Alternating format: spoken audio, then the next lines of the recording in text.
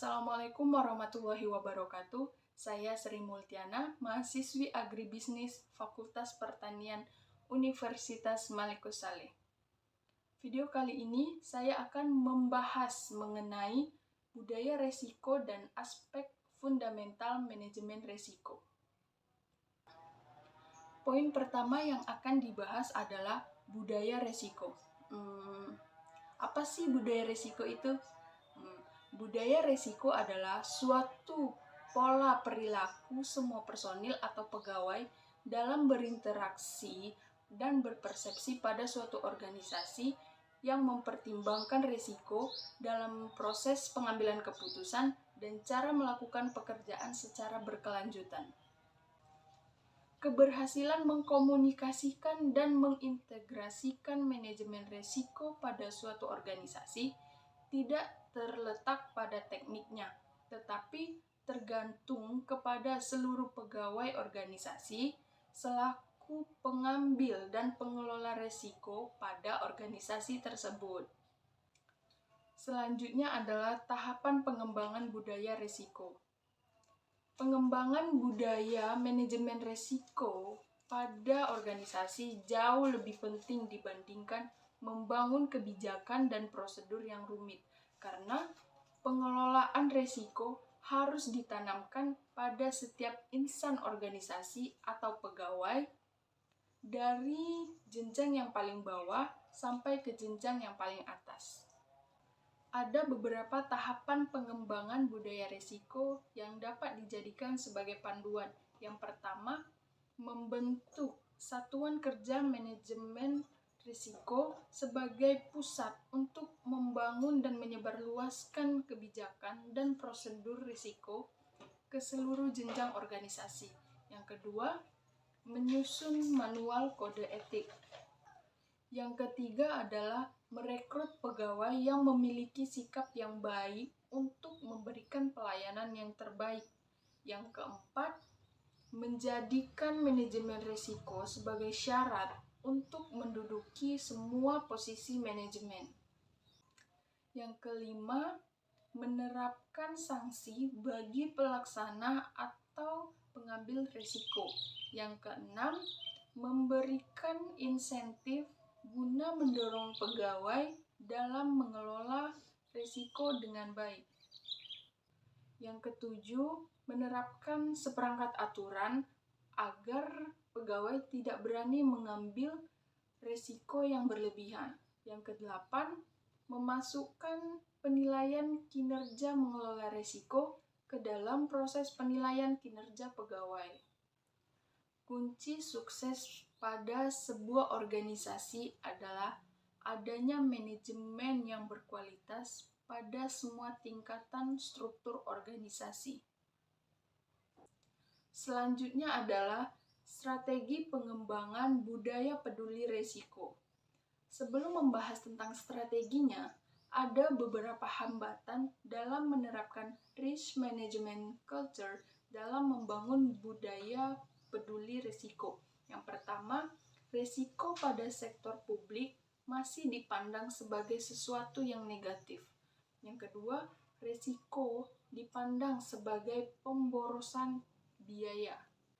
Yang ketiga, daya tarik terhadap potensi untuk melakukan penyimpangan yang menjurus kepada perbuatan fraud dianggap lebih memberikan kinerja yang besar, sehingga mereka cenderung mengabaikan peringatan terhadap dampak risiko.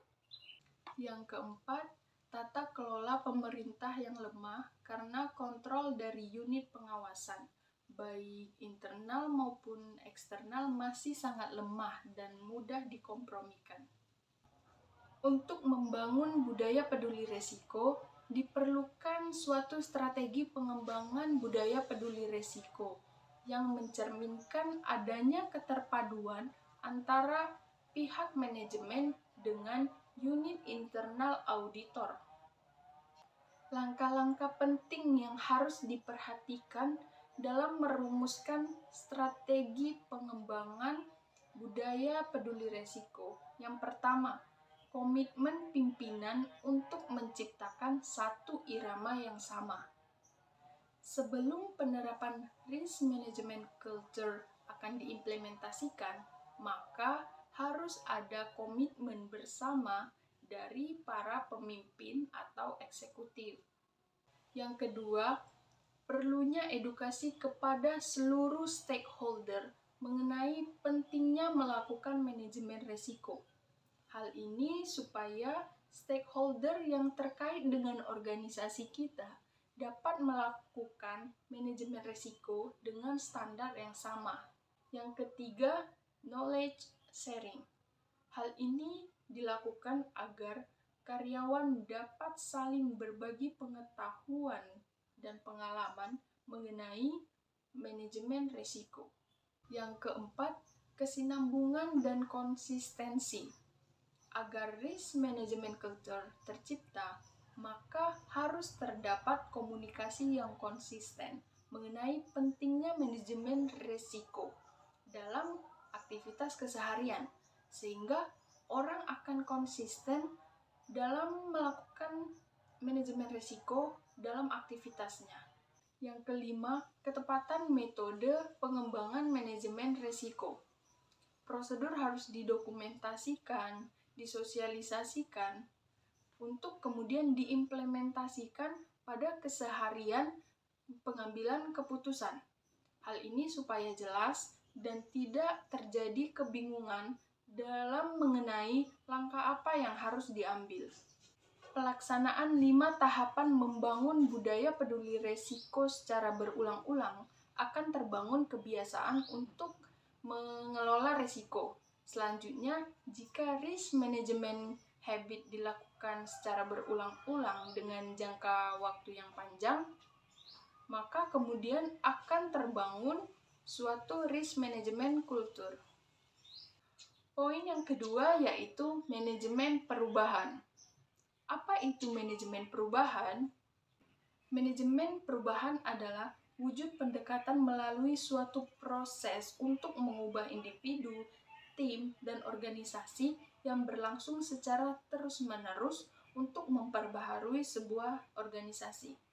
Manajemen perubahan dalam suatu organisasi umumnya dilakukan dengan perubahan kebijakan yang sederhana hingga kebijakan yang kompleks dan berpengaruh terhadap perubahan organisasi.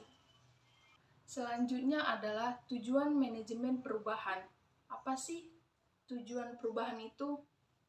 Perubahan bertujuan agar organisasi tidak menjadi statis, melainkan dinamis dalam menghadapi perkembangan zaman, kemajuan teknologi, dan di bidang pelayanan yang berkualitas. Ada 3 tujuan manajemen perubahan yang menjadi dasar dari perlunya perubahan di dalam organisasi. Yang pertama, untuk mempertahankan keberlangsungan organisasi, baik jangka pendek maupun jangka panjang.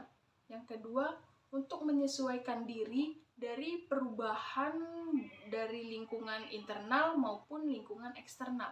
Yang ketiga, untuk memperbaiki efektivitas organisasi agar dapat bersaing di pasar ekonomi modern. Selanjutnya adalah tipe perubahan. Perubahan memiliki 3 tipe yang berbeda, di mana setiap tipe juga memerlukan strategi manajemen perubahan yang berbeda pula. Yang pertama, perubahan rutin, di mana telah direncanakan dan dibangun melalui proses organisasi. Yang kedua, perubahan peningkatan, yang mencakup keuntungan atau nilai yang telah dicapai oleh organisasi. Yang ketiga, perubahan inovatif, yang mencakup bagaimana cara organisasi memberikan pelayanannya. Selanjutnya adalah komponen manajemen perubahan. Secara umum, ada 8 komponen pada manajemen perubahan. Yang pertama, tujuan perubahan. Yang kedua, aspek strategis yang perlu diubah. Yang ketiga, strategi perubahan yang diterapkan. Yang keempat, sumber daya. Yang kelima, pimpinan perubahan. Yang keenam, agent of change. Yang ketujuh, organisasi. Yang kedelapan, target audiens yang pasti. Selanjutnya adalah tingkatan manajemen perubahan dalam organisasi. Secara umum, manajemen perubahan merupakan upaya untuk menata dan mengelola organisasi ke arah yang diinginkan, sehingga sebuah organisasi terdapat beberapa tingkatan manajemen perubahan. Yang pertama, perubahan individu. Tingkatan ini adalah yang paling besar dari sebuah proses manajemen perubahan. Setiap individu memang selalu dan akan mengalami perubahan, namun perubahan tersebut tidak secara otomatis ke arah yang diinginkan. Yang kedua, perubahan organisasi.